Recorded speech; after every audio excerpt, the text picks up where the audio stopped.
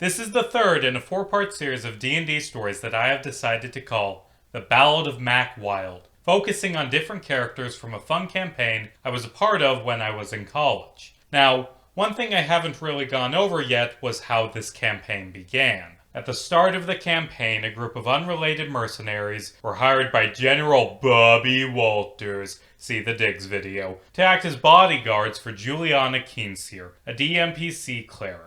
Normally, I hate DMPCs and want them to die, especially all of the DMPCs they featured in my early campaigns, but Juliana was sad and friendly, and as a result, the party had an overwhelming urge to protect. She was a cinnamon roll, a term I am only using because this is a story about something that happened in 2019. Fuck me, 2019 was 4 years ago. That feels wrong. Anyway, Juliana's bodyguards included Mack Wilde, an edgy bard who was way less cool than he thinks, Diggs, a big fucking dragon guy who was so goddamn weird, some other good characters who don't get their own videos because life isn't fair, and the subject of this video, Dipo. Dipo was his only name, despite all of the jokes I made about his last name secretly being Home. Now I'm going to describe Dipo.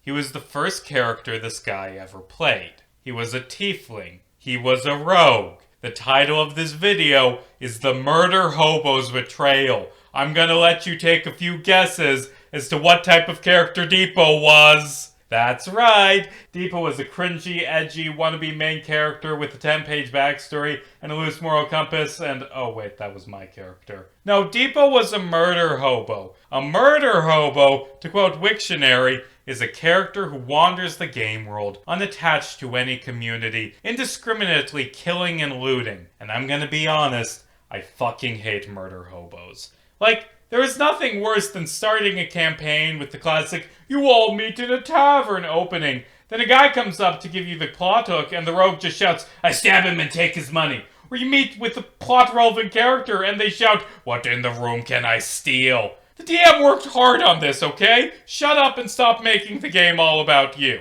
To be fair, this character I'm talking about, Dipo, towed the line of murder hobodom. And honestly, I really enjoyed playing with this player. I feel like some elements of murder hobos can work. Having a loose moral compass can work. Being edgy can work. But the trait that makes murder hobos unbearable is the apathy. Apathy to the game's story, to the characters in that story, to the other members of the party, and to the other players of the game. I don't like murder hobos because they actively derail the parts of the game that I find fun. Dipo, to his credit, got along with the rest of the party, let the story progress, and had an actual character arc. Now, let's begin at the start of that arc. Dipo and the rest of the party were hired to bodyguard Juliana the cleric. Right away, Dipo introduces himself by picking up a piece of candy from a bowl on her desk and eating it. Seductively. The player was asked if they took the wrapper off first, and they said no. They said, I eat it, wrapper and all, seductively. Juliana politely turned Dipo down. Dipo eating candies seductively to hit on Juliana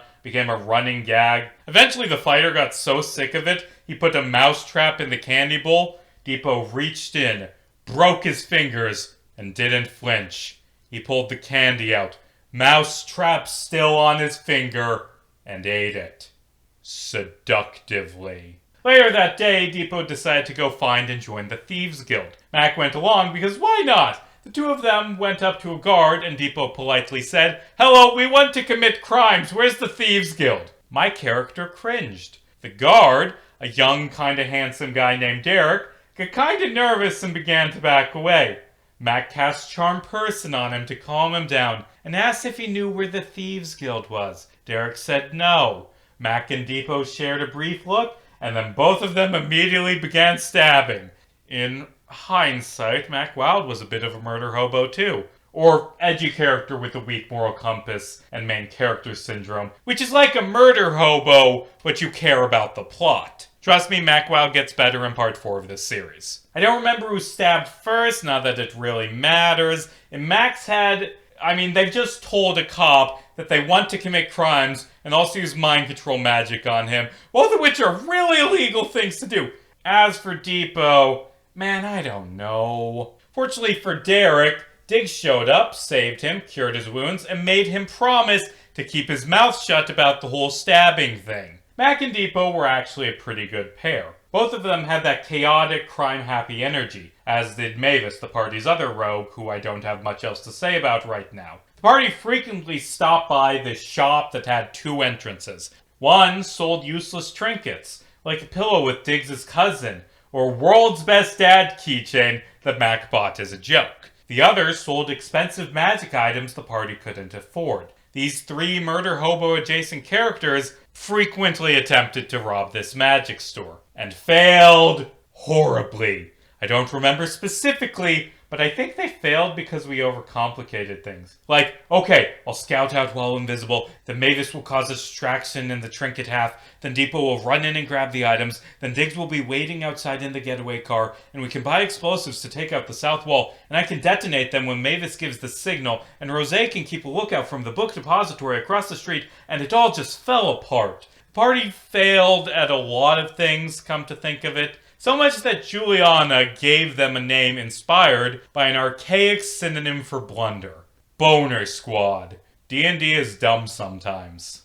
Mack's item of choice to steal was a bag of holding. But Dipo had another target. Sitting in the back of the shop, locked in a black chest that glowed with a dark purple aura, was a cursed black and red sword. +3, but it was cursed so that you could never drop the sword, and if you went 24 hours without killing someone, you would die. Dipo really wanted the sword. Put a pin in that. As the party was walking home one night, Dipo spotted Derek in the distance. Their eyes locked. Slowly, Dipo reached into his pocket and pulled out a piece of candy. He put it in his mouth and ate it, seductively. Wrapper and all. Derek blushed.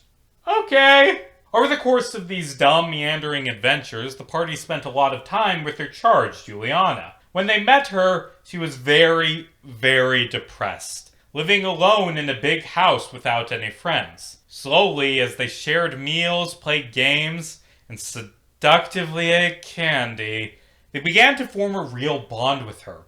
Big found family vibes. And eventually, Juliana began to smile again. Then, one night, Bobby Walters sent an assassin to murder Juliana. Now, you may be asking, why did he hire her bodyguards first? So anyway, the party saved Juliana, beat up the assassin, and interrogated him. When the assassin told them everything he knew, Juliana walked up, placed her hand on his face, and killed him with inflict wounds. Afterwards, Juliana explained everything. A few years prior, a fire djinn named Raziel the Unequaled killed the royal family and took control of the country of Acheron. By the way, the country this took place in was called Acheron. Raziel demanded that all of the local clerics worshipped him. Juliana, head cleric of the wind goddess Oral, initially hesitated. So Raziel ordered executions of her wife and son. Afterwards, Juliana bent the knee and kept her head down. Juliana recruited the party as bodyguards, specifically in hopes that they would have anti-government sentiments and help her kill Raziel. And the crime-loving party were down with that! Every member of the group, upon hearing Juliana's plight, swore they would avenge her family. Anyway, the party began working to overthrow Raziel. They carried out the Walters Gate break-in I talked about in the last part. It took me 4 years to come up with that joke, and learned blueprints for the palace were held in a military base. To sneak into the base, the party needed guard uniforms. Dipo had an idea. Mack, Dipo, and the ranger, Rose, went to the apartment of Derek the guard, the one Dipo stabbed, who kinda had a crush on Dipo because Dipo ate a piece of candy once. Derek timidly let Dipo in, and they just talked. Derek told Dipo he always wanted to be an actor, but Raziel shut down the theaters. Dipo asked Derek to perform a short scene, and Derek was actually a good actor. Dipo said it was amazing. And while this was going on, Mack and Rose stole all of Derek's clothes. Dipo opened up to Derek. He told them that they were working to overthrow Raziel, and that he hoped they would succeed because in that world, Derek would be able to follow his dreams. He gave Derek a peck on the cheek and told him, "Let's get dinner sometime." The trio stepped out of the apartment, and Dipo's players said 5 words I will never forget. and now I ghost him! Dipo did not go on another date with Derek. The party snuck into the base, only to find the blueprints were guarded by dragons. The party fought the dragons, almost dying, before 10 turns in, remembering that Diggs spoke Draconic. Blueprints in hand, they stormed through a secret entrance to the palace, killed some guards with a Speedo, helped Mack get over his daddy issues, and finally fought Raziel the Unequaled. They won. I don't remember the fight much, but I know they won. As Raziel the Unequaled died, Oral, goddess of wind, appeared before Juliana to praise her and the party for the victory. Dipo, slowly, reached into his pocket and pulled out a piece of candy and attempted to seduce a god.